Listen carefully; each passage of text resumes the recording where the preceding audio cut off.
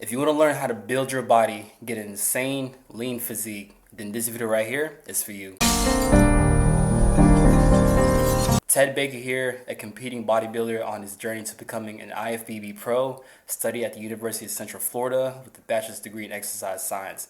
So this guy right here definitely knows what he's talking about. Thank you, brother. Thank you for having me. Of course. So tell me about your training background. How did you start? Yeah, so I've been training since about 16. I wasn't taking it as serious around 16, but then once 17 came, I really started taking it more serious because I was going towards my senior year of high school then. I started working out originally just for wrestling. I was very skinny. My freshman year of high school, I was 4'11" and 96 pounds when we got to our first wrestling weight certification, which meant that I was I think 7 pounds under the lowest weight cap at the time. So it was pretty small. And then by the time that I got to my junior year, I was already 6 foot, but I was only 140 pounds. And so I was just getting wrecked by these short dudes. So I found the short, strong guy on my team. He was one of my fellow captains. We had like a rivalry at 125 when I was on my way growing up. Now he's one of my two best friends from high school that we talk every single day still to this day. I told him, hey man, like, you've been mentioned 225 since 8th grade. You got to get me in the gym, And so he started taking me, and we started going to this health club that was sponsored by our insurance because it was partnered with the hospital nearby. And so it was just the two of us and a bunch of senior citizens. So the free weights were always free, and he taught me how to work out. He taught me how to do some stuff, and I kind of went a little bit, but I didn't do it too much. And then as senior year started to come, and I was like, all right, like I've got to be a captain. I've got to step up and be strong. That's what got me into the weightlifting. And then as I started growing, gain a little more confidence, I started to kind of realize I was looking. Ted, as you was telling me, you was on your way and journey to essentially become a captain for your wrestling team, I believe. So tell me about how you got into that mindset of getting bigger and stronger for that particular purpose. Yeah, I was wrestling all 4 years. Never really had a very good positive record. I was always just kind of getting out muscled. I had great technique. I was super flexible. I was creative. I was smart, and I could win matches when I wasn't getting overpowered. But that was happening all the time. So one of those guys on my team that tended to win matches by overpowering. He had been in the gym forever for football and everything, and I had him start to get me into the gym. He got me into the gym junior year, and we started getting more serious about his senior year. Between junior and senior years, I put on 25 to 30 pounds, give or take. I went from the 140 weight class up to the 170 for my senior year because, going in, it was me, him, and one other guy that were all going to be the captains. So we had to step up. We couldn't have the team with the captain that loses every match. So, stepped up into that. Didn't wind up wrestling in college because, like I said, wasn't ever that great. But when I went to UCF, they had a fantastic gym there over at UCF. Not sure anyone who's ever been. The RWC, really, really great gym there. So super inspiring to go there. And, I kept weightlifting because I kept needing some sort of physical activity in my life, and I feel like everyone kind of goes through this where you're like, oh, I want to look like that guy. And then you put on like 10 pounds and you're like, all right, well, like I kind of look like that guy. Like, well, what about this guy then? And then this guy, and then it's a never-ending cycle, basically. Exactly, and then eventually you're like, all right, well, the next guy is a bodybuilder, so I guess I'm bodybuilding now, And that's just kind of where it naturally progressed for me. Was I kept setting goals and hitting them and setting goals and hitting them and setting goals and hitting them, and I don't really like to not have a goal to hit, so I always have something to push for. So it's just got me to this point, and the pro card has kept me down for about 8 years now. So it's a nice goal to be trying to find. Nah, definitely, man. I feel like that's a great goal to achieve too. And so, how long have you been doing this? Like, how old are you now? I'm now 28. So I have been lifting for 12 years now. Lifting kind of more seriously for, I would say, 8 years, I guess. I started competing in 2015. I did my first show in spring 2015. So I've been like lifting for bodybuilding for about 8 years. Okay, cool. So eight years of like solid training.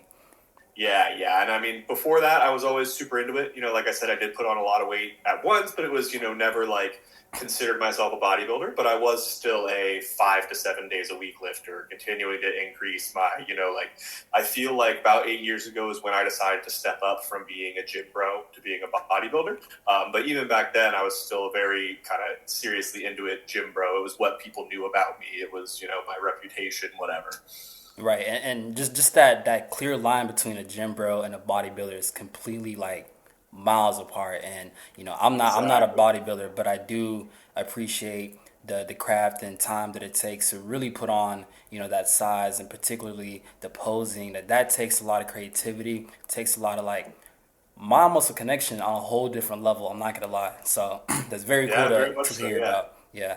I was gonna say, so in regards to bodybuilding, what is your ideal approach to getting shredded and getting ready for a Uh, stage? well, for me, when I try to get shredded, I try to make sure I have plenty of time because you can't rush it. It's one of those things you can't rush. And for me, I like to do the less is more approach. So small calorie reductions, get the most out of them. Keep going until you're not dropping weight there. Do each tool a little bit at a time. So when you're starting, don't be taking fat burners. Don't be doing 6 hours of cardio. Don't be doing 1,000 calorie deficit week one. Week one, you've probably been in a surplus for a while. Go into maintenance for 3 to 4 weeks, and you're going to lose some fat just at maintenance because you're not eating those calories. Then maybe add in cardio. Then go into like a deficit. Then maybe increase cardio. Then deficit. And then like 4 or 5 weeks out, if you're really still needing to, then add like L-carnitine and all that sort of stuff. Just because if you jump into it all at once, you don't have that next switch to pull. Like There's in a no race car leeway. driver. Yeah, exactly. It's a marathon, not a race. You got to be able to pull that next switch. You got to be able to go from first gear into second, into third, into fourth, into fifth. You got to be able to step it up. And so if you put all the cylinders firing at once, it's not going to be good for you in the long run. And that's where I think a lot of people wind up having, a lot of these people that, I'm a serious bodybuilder and I'm going to go pro, and they do 2 shows and they quit because they went and they hopped on a bunch of stuff and they took 6 hours a day of cardio, and they ate only spinach and rice, and they did all this everything that's extreme that they think they need to do and whatever, and they burnt themselves out because they didn't enjoy the process. 100%. Yeah, and I guess like one thing that I just took from your note right now is that it's a marathon, not a race. And to even highlight that even more, it's really more so a lifestyle that you need to be Yeah, taken in from day one. So let's say for all those folks who are trying to like lose, let's say anywhere between 20-30 pounds for the new year, that's a very common goal, yeah, right? Common theme out here. Uh, they always crash. They end up failing after the first month because they literally start going on a huge calorie deficit, crazy mm-hmm. amount of cardio, strength training, Yep, just throwing recovery and managing intensity out of the loop. So it's kind of like it's cool to hear from a bodybuilder's perspective how you approach getting shredded, even though me and you don't have like similar backgrounds. We're still kind of applying the same science, because I've oh gone yeah, pretty lean myself, and I've always recommended the route of slow and steady. All right, but exactly. I will say there are ways where you can kind of get around it using aggressive approaches, and I've Yeah, actually experimented with an aggressive calorie deficit approach, but it's more so catered for those who are more experienced or under the guidance of a exactly. coach. And I wanted to talk to you about that. Have you ever done any aggressive cuts where you're like in a sub 750 to 1,000 calories below maintenance? So I definitely have done more aggressive cuts, especially earlier in my bodybuilding career. That's one of the things I will say. The longer you bodybuild, the more muscle you have, the less calories you have to drop at a time for your body to get hungry. So, like when you don't have to put in 3,500 calories a day to eat it, you can go 1,000 below and your body experiences it. It's kind of like that ratio, like what percentage of it is it you're dropping, But as far as the super low deficit goes, I've done that. I try to do it sometimes when I'm like really needing to deplete for shows, but for me personally, I just don't really function super well on it. I get brain fog super fast when I'm super low calorie. I get, very fatigued, straight up honesty. It's not I'm the type of manageable. person who gets angry very easily if I'm hungry. So if I go into like extreme hunger and fast, I don't like who I become, to be perfectly honest with you. So I have found that just for me, the slower and steadier approach, spending, I've spent the last probably 2, 3 years because I actually got back into competing, but I would say going forward, it's going to be like this too. About 6 months of the year, enjoy myself, try to grow a little bit, etc. About 6 months out of the year, get ready to do some shows at the end of the year. All the big shows are at the end of the year. I'm doing nationals, most likely doing nationals if I'm ready for it. If I'm not ready for it, I'm not going to do it. But most likely doing nationals this December. The Olympia is always in October, November, December. You know, and any shows worth doing or going to, I can do it at the end of the year. So I'm trying to block out, you know, like a lifestyle type of the year and a bodybuilding time of the year. Because Right. really, like you said, it does take up everything. You do have to track every meal. You do have to have stuff prepared. You can't just skip a workout because you feel like it, especially the cardio, or well, even the cardio if you just feel like it, you know, when you're getting ready for that show, because when you show up on show day and you don't take first place, that's your fucking fault. That's the So reason. It's because you try to don't wing want- it. Yep, Yeah. every time. Cool. So on to my next question. Would you Yeah. say calisthenics is effective for building muscle, particular to the upper body? What are your thoughts on that? 100%. Very effective. Yeah, I mean, gymnasts, that's your example right there. You know, yeah, they do some weight training, but they only do it to accentuate the things that they need for doing the gymnastics. When I was working at a company formerly as an athlete sponsorship manager, I sponsored a guy from England named Philip Placonic. Massive, huge, some of the biggest delts impacts I've seen in my life. Calisthenics guy, you know, and it's one of those things where it's the exercise science kind of does apply to it, you know, where it's, you know, obviously one of the biggest things I learned through my whole degree was it's not one size fits all, except for a couple things. Like one, calorie deficit is how you lose fat, because 100%. that's just fucking how it is. That's just how it is. As far as muscle gain and giving yourself the chance for muscle gain, it's overload.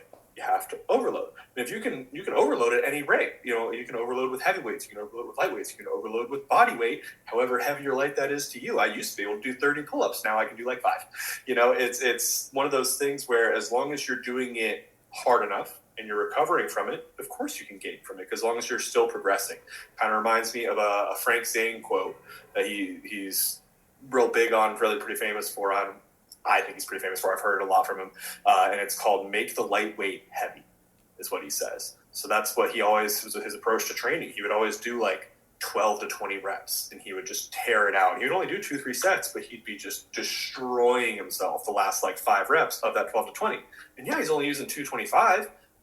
But I mean, if it worked, he won Mr. Olympia. So that's one of those things where you do have to reach that overload. Scientifically, it's been proven. It doesn't really matter what sort of weight, rep range, whatever you're at, as long as you reach overload. So calisthenics can be fantastic for it, especially since it helps work those stabilizer muscles and those interior muscles and those agonist muscles on the dips and everything like that. So yeah, calisthenics is great for a lot of that stuff.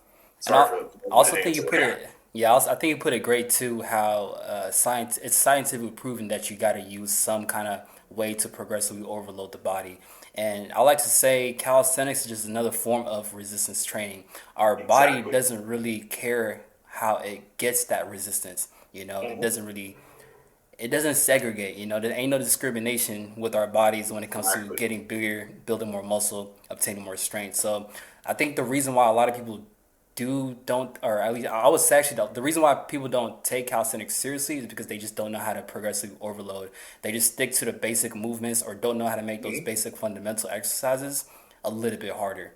So exactly, yeah, calisthenics I feel like it's one of those things where it's kind of the opposite of being like a personal trainer for regular populations, because you know when you're working with kind of Gen Pop, you'll have people who come to you and they've never been in the gym before.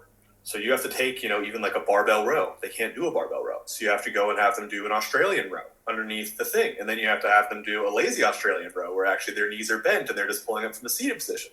And if they can't even do that, then you got to go to like a band or something. And you got to progress it backwards to the level that they're at. But with calisthenics, it's one of those things where, I mean, I'm not saying pull-ups are easy. I already said I can only do like 5. But when you can do like 50, 100 pull-ups, now you got to make the pull-up harder. And that's one of those things where I feel like, just like you mentioned a couple times, the creativity, some people just don't have that, you know? That, or sometimes maybe they get bored doing the pull-up and they don't want to figure out the muscle up or the side-to-side or, you know, the ladders or anything like that. But it's one of those things where you're kind of limiting yourself. It's not the format that's limited. It's the application. It's the individual, exactly. And to actually spin off what you said, like I am a big advocate for weighted calisthenics because essentially you're keeping things simple, and that's really how I was able to build my physique. For example, like pull-ups, dips, chin-ups. Once I got to a point where I was doing anywhere above 20 reps on all 3 exercises, I just started adding weight. It's simple Yeah, gym bro mindset at that point, you easy. know? Yeah.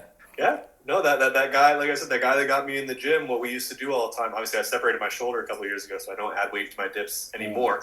But back in the day, that was one of the main exercises we did. I think to this day, he can still do like 5 plate dips, and he's a nurse working like 60 hours a week. Bruh, that's He's elite. a That's elite monster. strength. That's Yeah. that's literally like people's bench if you really think about it. That's why he benches four plates for reps when he feels like benching. He doesn't even really bench anymore. Exactly. That's actually a really good point right there. How the weighted dips transfers over to the bench press, but that can be saved for a whole different video right there. Yeah. So on to my next question, a little bit pertaining to like bodybuilding and the niche around that. Would you say all competing bodybuilders are on steroids? So it depends on the organization you're in. If you're in a natural organization, I'm going to venture to say you're probably not on steroids. It's pretty fucking hard to beat those tests. It really is. People always say, oh, you can do this, you can do that. If it's an actual test, you're probably not going to beat it. If it's like the polygraph, maybe. Polygraph's pretty unreliable, but not a lot of the big natural organizations use that. So I would say if they're in a natural organization, they're probably natural. If they're in the IFBB, it's not super likely. With that said, there are just some people who are fucking freaks, like Keon Genetic Pearson. freaks. Keon Pearson is the perfect example. He made it to 4th place in the Classic Physique Olympia, completely natural. No one thought he was natural. No, everyone was like, no fucking way, whatever. He goes, all right, well, now that this Olympia is over, I'm going to get on steroids. And then I'm going to go transfer to 212. Just And this blew man up. put on 30 pounds of tissue in 4 fucking months because he had never been on gear before. He was just that good already. And then they added that little bit, and it widens it straight up. It reminds me of, I was backstage after winning my first overall, and I was talking to this guy who was a pro, and he was a coach back there, and he was like, hey, congrats, like, do you want to go pro, whatever? And, I was like, yeah, I do want to go pro, but I'm kind of weighing my decisions on, like, the big question, And what he gave me to think about it was, first of all, educate yourself no matter what. Always educate yourself, no matter what. I literally had a TA at one time who made me do my projects on steroids because he heard I was prepping for my first bodybuilding competition. So he made me do my projects on it, and I had to get my sources from him. I hadn't even thought about, it was getting ready for my first show. I hadn't even thought about gear. And he was like, you're talking about bodybuilding, you're doing this. So that was the first point. Second point was what the guy said was, he gave me a really good analogy. I love analogies, so it really stuck in my head really well. And he said, think about your career with like your fitness journey and everything as a hallway. It's a big, long hallway. It's about 3 feet wide, and it's a long hallway. And as far as you walk down, eventually you're going to get to a wall, and that wall has a locked door on it. And what you can do is you can shove that wall as hard as you want, and eventually it'll move. It'll move another inch or two a year, and you can push that wall back. You can do it. You can push and push and push, and it's going to be hard, and you can work and you can push. Or there's a little key you can get, and that unlocks that door, and you open this door to the whole rest of the hallway. But this hallway, the floor is 1 foot wide out of 3 foot, and on either side is a foot full of fire and flames and spikes. So don't fall off the fucking bridge. And I was like, all right, that kind of makes sense. He's like, obviously it's, you can push, you can go as far as you can, but there is this thing that can open a whole new level of whatever you're trying to do. But with that said, you still have to then be that much more serious. You have to be that much more disciplined. You have to be that much more intentional with everything that you do, because you're opening yourself up to a lot more dangers than it was. You couldn't fall off side to side if you're pushing on the door. You might hurt your shoulder because you're pushing as hard as you can, but you're not going to fall off into this pit. Once you open that door, you got to be careful. It's more So risk. that's kind of what he said. And he was like, obviously there's the path there. You can walk down that path, and, you can walk down that path and be perfectly fine. Look at, Arnold. Look at, Barry DeMay, all these guys who were huge years ago, and they're still doing great, and they're doing fine, and they're in their late ages, and they're actually healthy and everything. And then there's also the people like Boston Lloyd, or, a lot of other examples. I don't think that one last guy that just passed away with the brain aneurysm, I don't think it was related. Yeah. That's I think you're talking about Joe Linster. Yeah. Joe. Yeah, that's a genetic abnormality. People need to stop saying that's from whatever needles that they're saying it's from. But anyways, point is, it's a good percentage, but it's only for that. It's one of those things where it's a decision that's made, hopefully not lightly, and it doesn't take away from the level of dedication and everything that you need to put in. If anything, it amplifies it because you have to work that much harder to make it really worth it. As far as spotting people who are natty versus not natty, whatever, unless they're showing visible signs like gyno or things like that, ridiculous amounts of acne, but even acne could be just their diet, Genetics, they're whatever. So you really can't point it out. I will say what you can do is if you see the people who go around commenting steroids in a lot of places, you can see who's lazy as shit.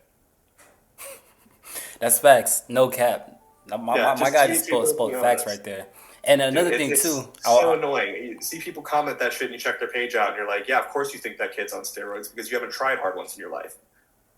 Bro hasn't even thought about progressive overload. No. Literally. Bro hasn't eaten clean for a week. Exactly, man. And Bro hasn't eaten chicken without breading once in his life.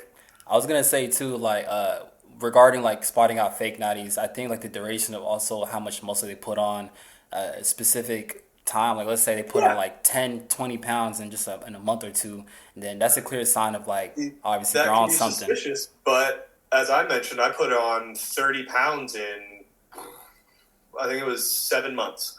When I officially got serious about lifting up until the next thing, I went from 140-ish to 170-ish in 6 months. But the difference for you, I would say, is that you were still a noob at that stage of training. Yeah, so. there's the new gains and everything like that. Yeah, so if they're just starting out, you have to put that into account too. So that's one of those things. That's another thing that I forgot to point out with it is take into account how long they've been lifting. You know, someone like Christian Guzman, which I don't know if he is now or not, but people had so much debate on it like 2 years ago. But he's been working out as long as I have, if not longer. So he could easily be the size. He's like 170. He's not even big, you know? Like he could easily not be on gear. He's just been doing it for a while, which again is another thing that I like to point out with people always commenting it is it's kids who've been in the gym for 3 months who are like, oh, well, the only reason he's bigger than me is because it's gear. Like, no, you're not fucking trying hard enough, dude. Like, it's not like everyone wants an easy fix. They want there to be like a button that you can push, but there isn't. There isn't like a button you can push. It is hard work, and it's hard for you to admit. It's a very hard route. Exactly, yeah. And regarding to Christian Guzman, and I think that can like relate to a lot of people, is that with him, he had a very well built physique. It was just a matter of, I think this was his best cut period ever. So I think that's why it kind of highlighted a more unnatural physique per se. But like you said, he's 170 pounds, and that's not comparatively big in a bodybuilding standpoint. Whenever there are people who are on gear, they're weighing like 195 to 200 plus shredded. You know, so there's just a big discrepancy. Plus, I don't think he's that short. He's probably like 5'10" or 5'11" or something. So yeah, exactly. So that's actually a really good weight. And I kind of compared to me, like I got fairly lean, and I was only 177 to 179. So just another 10 pounds dropped, I'd probably have been like stage ready, you know. So great. Yeah, no, easy comparison. Yeah, and you know what?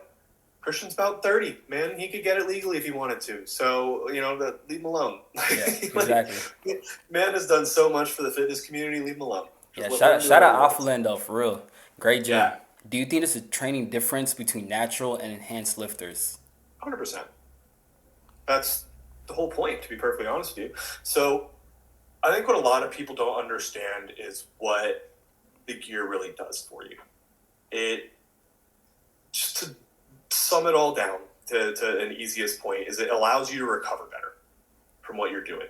So you can push harder. So you can train a muscle group 2-3 times a week and still recover. It allows you to utilize the protein that you're digesting a little bit better. It allows you to increase your metabolism so you can eat more calories and utilize your carbs better. It allows you to have better glycogen shuttling. It allows you to recover better. It doesn't add muscle.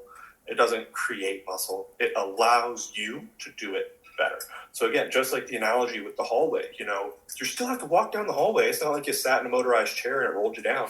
You know, it's you still had to walk down and do the balance beam the whole time. So it's just helps you recover. So yeah, there's a huge difference in training between the two because you just can't train as much and as hard when you're not on it because you can't recover from it as much. You're not as efficient per se. Exactly. Yeah, it really winds up being kind of more like a. I'm trying to remember who said it. It was one of my buddies in the pros. I want to say it was Jarek, but I'm not sure. But he like basically says it's like a hyperbolic time chamber, you know? So it's like instead of you doing like a week's worth of work, you're able to do 3 weeks worth of work because you can work out 3 times, you know? It's that it allows you to kind of speed up the time on it a little bit. That's a perfect analogy, and I know a lot of my audience are probably gonna appreciate that comment too. Good. And you know what's crazy I hope too, it like, sticks. huh? And I hope it sticks. Yeah, 100%. Especially the part where if you mess with the hyperbolic time shaper, Popo is going to fuck you up. So, Exactly, exactly. yeah, But I was gonna don't add on mess to with it. that, like, whenever I first kind of got into the whole fitness scene and was trying to absorb a lot of information, one thing that was a big red flag was like the amount of volume that people were spewing out that should be allocated towards the training. Like some people be doing like over 20 sets on like one particular muscle group, and then now that I'm thinking about it, I'm like, I don't even do even close to that. I'm probably doing like half, like 10 to Yeah, 15 at most. When I'm really truly pushing it to failure, if I'm doing like a high frequency training approach, then the sets do come up a little bit higher, but the intensity isn't really there. So I think exactly. to kind of summarize that last point, there definitely is a clear point as far as the differences between a natural lifter and then also an enhanced lifter, and it's all because of just the efficiency that you can have with like being on gear or whatever Yeah, additions that you intake. So if you guys are watching, then I would say be careful in regards to who you take information from, and even with me, even with him too, like just even with me, cite I'd what we say right say. now, I'm not certified to teach y'all anything on these things. That's why I'm staying as broad as possible. It's not for me to say. It's for a doctor personally. I would advise a doctor, if not a very certified coach. Maybe look for someone with the master's over here instead of the bachelor's, something like that. But it's one of those things, like I said, never take my advice on this personally. I'm just trying to keep you safe. That's why I keep saying it's scary, stay away. Hey, this is just a conversation too, but Of course. and like regarding like not even like just steroids too, but just training in general. Like whenever you take any kind of fitness information or just information in general, like always try to cite your sources. Try to see if anybody else said something similar to what that person says, and that way you're getting some kind of like credibility. And because that's one thing I feel like messed up my own training experience is when I try to do too much, thinking I was gonna look like X Y Z, but in fact it was putting more harm than good. So yeah, really Yeah. brush up on your skills when it comes to researching for sure. Oh yeah, no, yeah, that's one of the things I feel lucky about. Kind of getting into fitness a little bit before fitness blew up. Yeah, Basically, like Instagram came out, I think my senior year of high school, like right when I started lifting. So fitness obviously wasn't big on Instagram yet because nothing was big on Instagram yet. No one knew how to use it. So I was able to get into the gym listening to people who knew what they were doing. My buddy who'd been working out for years. We went to the gyms, and of course, there's always a couple of those old heads who actually did lift 300, 315 back in the day. A couple of them, not all of them, but a couple of them actually did. back in If my you listen to day. them. Yeah, see, yeah. There's always a couple. We had Mr. John. It was this old man. He used to walk around with a weight belt. Didn't matter what he was doing. Always walked around with a weight belt. He taught me how to, activate my scapula when I'm doing bench. He taught me how to properly breathe during an exercise. But he would literally teach me. He was like, you wanna have your lungs squeeze when your muscles squeeze. So you count your rep out loud so that you breathe out. 1, 2, and he had me sit, and it taught me how to properly breathe through my exercises, and it helps you get so much further with the correct oxygen exchange. And it turns out a lot of that stuff that these old guys figured out just by Experience. doing it basically I wound up learning it in school, and all I learned is why instead of just the fact. Yeah, the before and after, basically. Exactly. Yeah. Yeah, 100%. I definitely would say to kind of summarize this entire video right here, experience is key. Experience is part of the best teacher that you will have in life. But having the right people to guide you, whether it's like training, whether it's nutrition, or just overall just guidance in life is good to have. But at the end of the day, don't be a sponge that soaks up everything. Try to filter out some stuff. Try to make sure that you're actually putting in the research, the time that you need to actually make sure whatever you're hearing, taking in, and also putting out for yourself is credible. Because at the end of the day, I don't want you to be, like just wasting your time spinning wheels. And that's kind of why I like having these conversations right here is that I get to talk to new people and also see different backgrounds, see different experiences, and try to just formulate something cool in a little 25-minute video for you guys to enjoy, bounce Yeah. feedback, and just try to grow furthermore. Mm-hmm. Yes, Yeah, sir. fun fact to help you with that, Google Scholar works, and if you go to any university, you can go to your library website, and you can use the links on your university library's website to go look up research papers for anything. It doesn't have to be within your major. So it doesn't matter what your major is, you can go look up the latest exercise science research papers on your university's library website. That's actually interesting. I did not know about that, so I'm actually gonna put the links on the screen as well. Yeah, go check that shit out. He dropping some game, no cap. Hey, how do I think I got this? Exactly. And y'all can probably see myself too. That's more of an IT major though, right there. Hey, that's why you're recording. That's why I'm recording. I'm the tech guy. Yes, sir. Cobra Trains. He's up next. Make sure y'all subscribe to him. He's number one out here. He's the toughest fitness guy out here.